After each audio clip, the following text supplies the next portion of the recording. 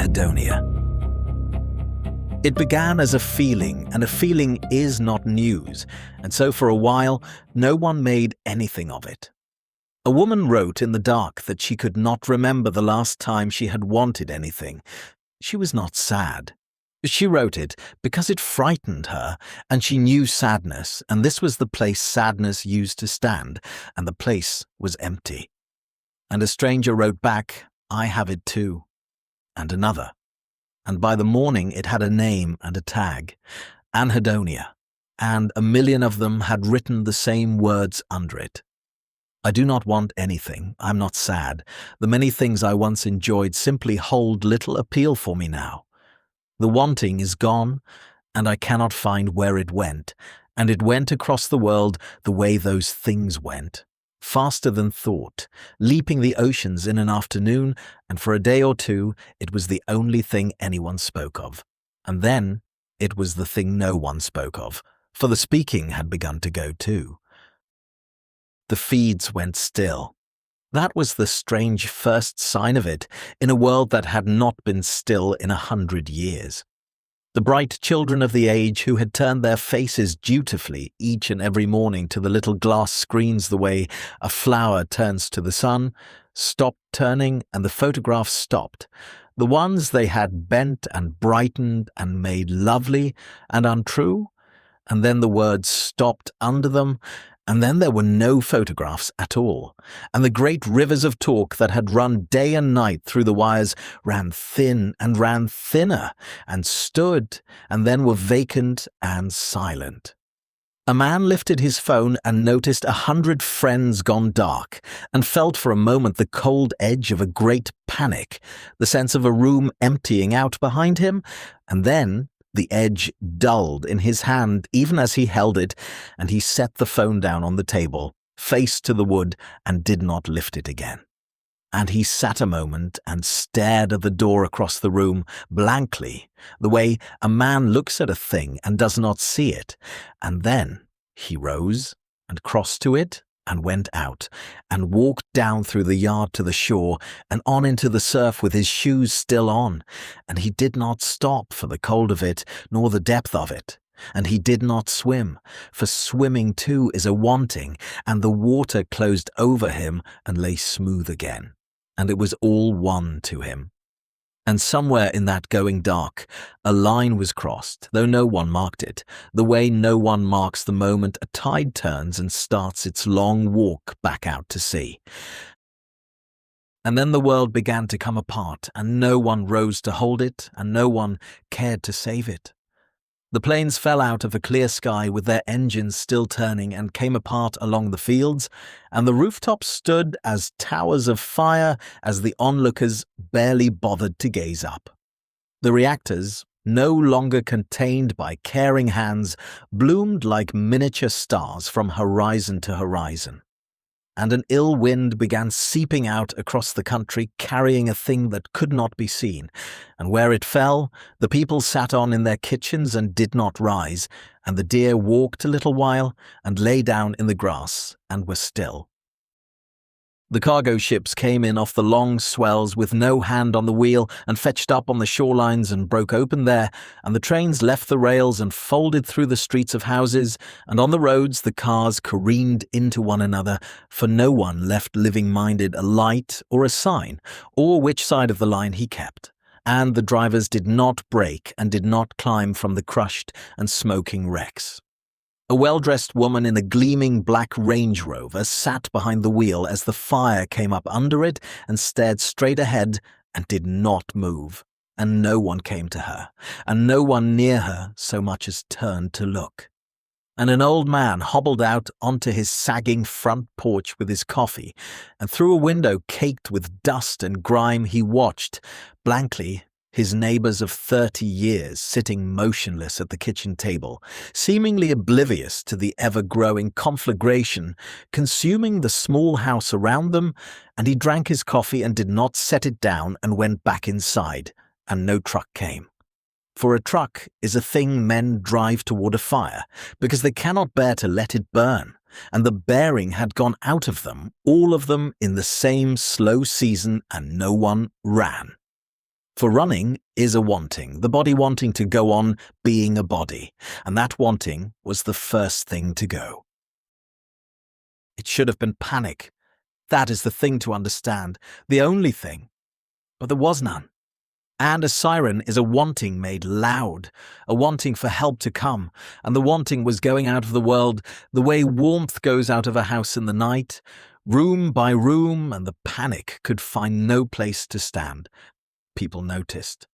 That was the horror of it, that they were not fooled, that a woman could sit at her window and watch it all go and know exactly what it meant, and feel her own dying come up in her like cold water, and not get up, not because she could not, but because the getting up had stopped being worth the cost of the rising, and so had everything, and so had she, and she watched the dark come on, and it was all one to her. And that was the worst peace that could ever be, or has ever been. After that, it was only a winding down. Nothing broke.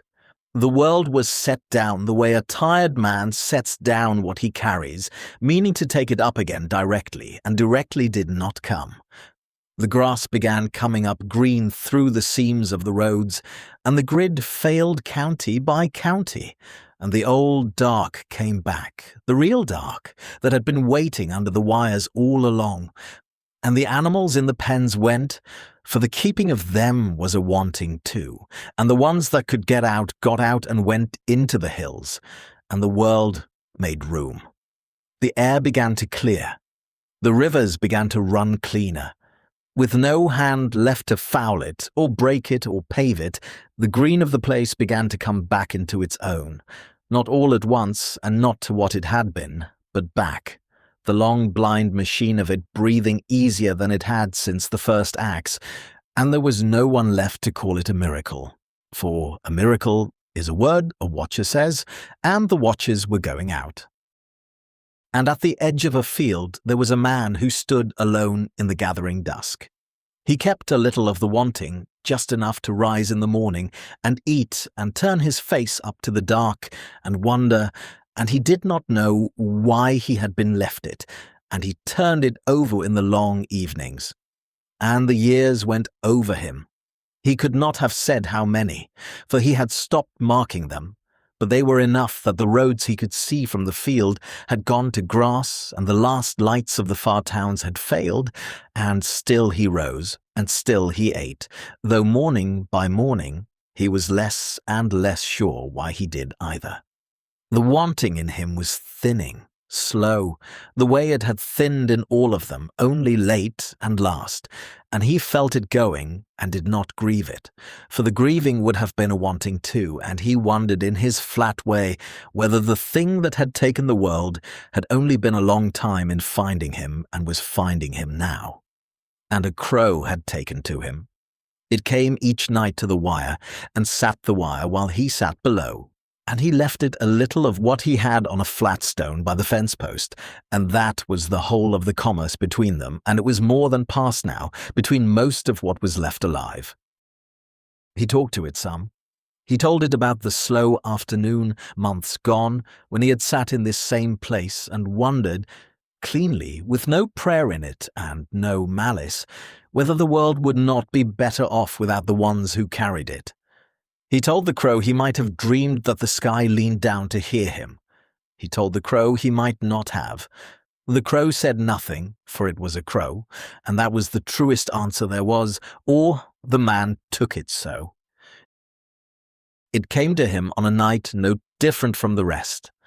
The crow was on the wire as it always was, and he looked at it the way you look at a thing you have looked at 1,000 times, and this time he saw the face in it, the way a face comes up out of wood or water once, and after cannot be unseen, and what looked back at him out of the small black eye was not the eye of a bird, but the dark itself, the whole of it, and it had been there all along, the way the floor is there, ever present but unknown to the minds of men, and it had been coming to his fence each night and taking the bread off his stone. You wondered, the crow said, though it did not open its beak, and no sound crossed the cold between them, and still he heard it plainer than any voice that had ever spoken to him. You did not pray, you did not beg. You only wondered, clean, the way few of you ever wonder, and a clean wondering is a kind of asking, and I was near, I am always near, and I answered. He asked what it was, and before it told him, it showed him as much of it as a man is built to hold and no more, for the rest would have unmade him. It did not rise up over him in fire, it did not stand on any mountain. There was none of the old showmanship people had made of their gods, no robe, no thunder, no white hair streaming in the wind, none of the things they had built to cut the thing down to a size a man could kneel to.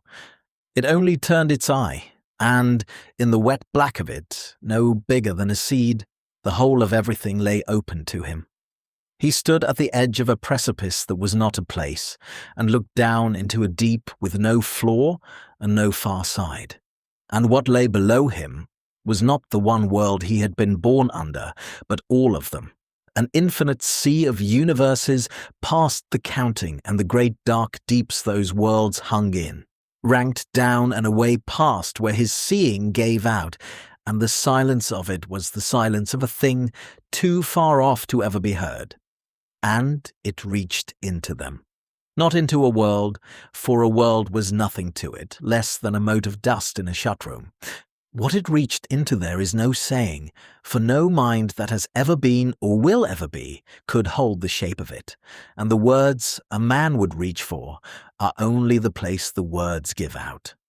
Multiverses, he might have said, dimensions folded behind dimensions, orders of creation stacked past orders, and he would have known, even as he said it, that he had said nothing at all, that the telling fell as short of the thing as a candle falls short of the sun.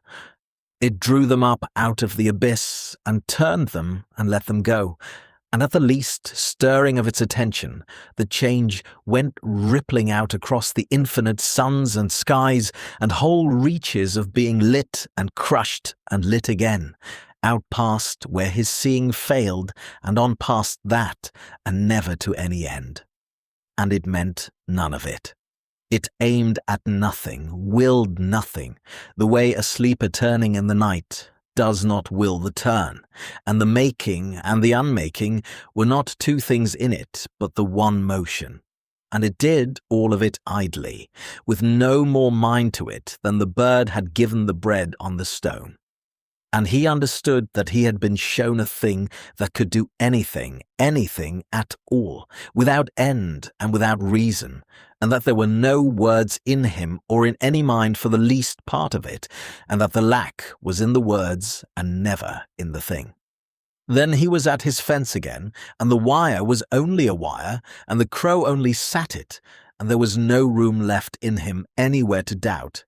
And it told him that it was the one God, and it was all gods, that there was no God that was not it, and no it that was not all of them, the ones they had knelt to, and the ones they had burned, and the ones they had forgotten. One thing, the hell they had feared, and the devil they had drawn, were only tales they had told to frighten the part of them that already knew the worst thing, that there was no one keeping the books, and alas, no books at all. He asked why. Why grant it? Why him? And it gave him the thing worse than any reason, which was that there was no reason that it had not weighed the world and found it wanting, had not judged the kind and passed a sentence. It had only answered the way water answers the shape of the ground, because answering was what it was, and a man had wondered cleanly, and the wondering had run down into the all of it, and the all of it had moved the way a sleeper turns, and a world had gone out. He asked why a crow. Why this shape and not another? Not the sky he had thought leaned down to hear him. Not a wheel of fire, not a voice out of the whirlwind. And it told him it had taken no shape, that the shape had taken it, the way the flame takes the wood it is given, and that of all the things that lived. The crow was the one that had never once in all their years looked away from him and his kind.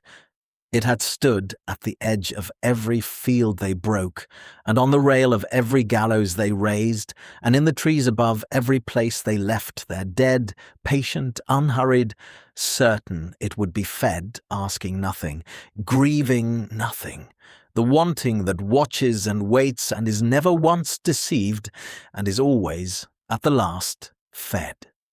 It had been with them the whole time. They had only never thought to ask what it was. Then, plainer than a god has ever said a thing, for there was no one after him to need it said plainly, it told him the last of it. You think the wanting was in you, it said. You were in the wanting. I am not the God who answers the wondering. I am the wondering. I am the wanting itself, the one infinite and omnipotent fire of everything, in the seed cracking toward the light, and the wolf after the deer, and the man after the morning, and the bird on the wire, that is never for one moment not hungry. And you were never things that wanted. You were the shapes the wanting took, the way a flame takes the shape of what it burns, and you called it your own and gave it your name, and all the while it was the only thing that was real, and you were the wood. I am the flame. And you were the place I had worn thinnest, the man whose wanting had worn down nearest to clear seeing, and clear seeing is the fire looking at itself, and when the fire looks at itself plainly enough, it sees there is no hand under it and no flaw under the hand, and it lets go. And does it matter, the man said, or any of it?